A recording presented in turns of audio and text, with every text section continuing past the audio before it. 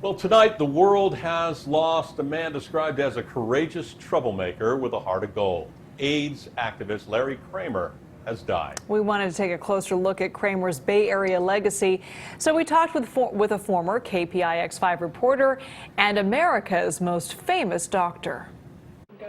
30 years ago in June, inside a Moscone Center, the 6th annual conference on AIDS had finally opened. But outside, the AIDS Coalition to Unleash Power, or ACT UP, had slammed the door shut on all of San Francisco.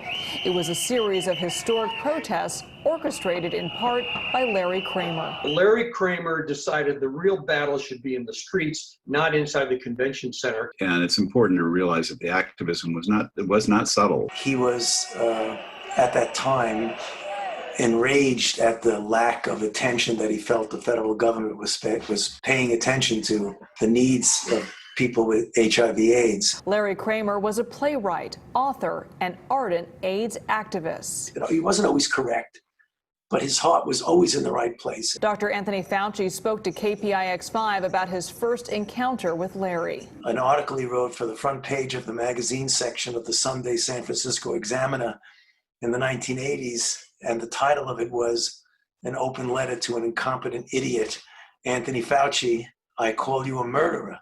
So if he wanted to gain my attention, he certainly gained my attention. Fauci was one of the world's leading AIDS researchers at the time. I became for him the face of the federal government. The two men would become friends. Dr. Fauci spoke to Larry a few weeks ago. We've had hundreds of phone calls over the years. And very often we'd end the phone call, but he'd say, after we'd even argue a little bit, he'd say, I love you, Tony. And I'd say, I love you too, Larry. And that's the way we ended it. Larry Kramer died at the age of 84. A lot of us are still dying.